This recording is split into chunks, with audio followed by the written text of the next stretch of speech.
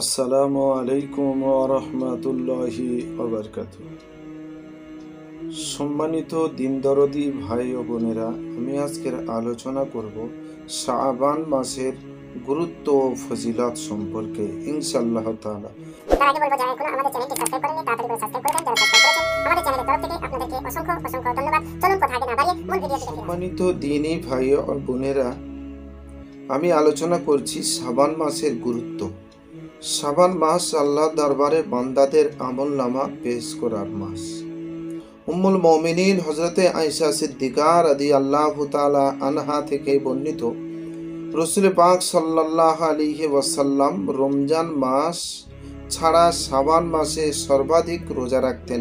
আয়েশা সিদ্দিকা রাদিয়াল্লাহু তাআলা আনহা বলেন, ফামা রাআইতু রাসূলুল্লাহ সাল্লাল্লাহু আলাইহি ওয়াসাল্লাম ইস্তাকমালা সিয়ামা শাহরিন ইল্লা রমাদান ওয়ামা রাআইতুহু আকসারা সিয়ামান মিনহু ফি শাবান। আমি রাসূলুল্লাহ সাল্লাল্লাহু আলাইহি ওয়াসাল্লামকে রমজান মাস ছাড়া অন্য কোনো মাসে পূর্ণ মাস রোজা রাখতে আমি আয়েশা সিদ্দিকা দেখিনি, আর আমি তাকে রমজান ছাড়া শাবান মাসে অপেক্ষায় অধিক রোজা রাখতে আমি কখনো অন্য মাসে দেখিনি। সহিহ বুখারী শরীফের হাদিস। আয়েশা সিদ্দিকা আরো বর্ণনা করেন, আনা আহাব্বুস শুহুরি ইলা রাসূলুল্লাহ সাল্লাল্লাহু আলাইহি সাল্লাম আন ইয়াসুমা শাবান। রোজা রাখার জন্য নবী করিম সাল্লাল্লাহু আলাইহি সাল্লামের কাছে সর্বাধিক প্রিয় মাস ছিল শাবান মাস। হযরত উসামা বিন যায়েদ রাদিয়াল্লাহু তাআলা থেকে বর্ণিত একটি হাদিসে এসেছে, ওই হাদিস থেকে শাবান মাসের গুরুত্ব ও তাৎপর্যের বিষয়টি পরিষ্কার হয়ে যাবে। উসামা বিন যায়েদ রাদিয়াল্লাহু তাআলা আনহু বলেন, নবী করিম সাল্লাল্লাহু আলাইহি সাল্লাম রমজান মাস ছাড়া শাবান মাসে যত রোজা রাখতেন অন্য কোনো মাসে এত রোজা তিনি রাখতেন না।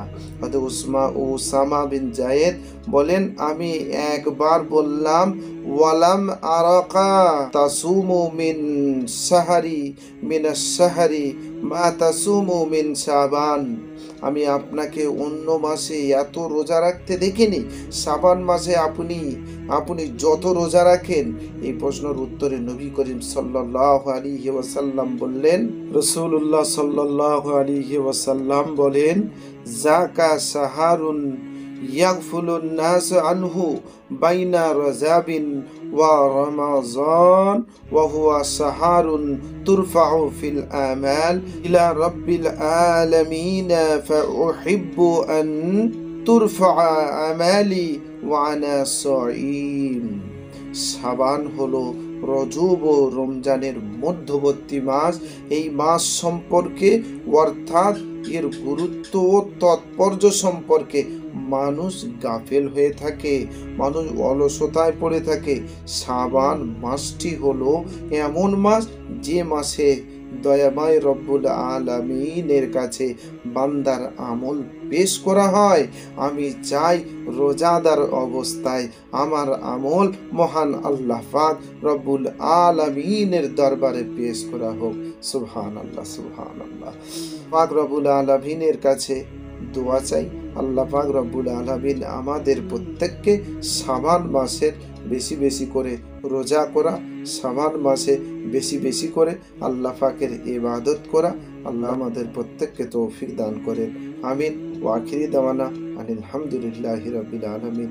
আসসালামু আলাইকুম ওয়া রাহমাতুল্লাহি ওয়া বারাকাতুহু।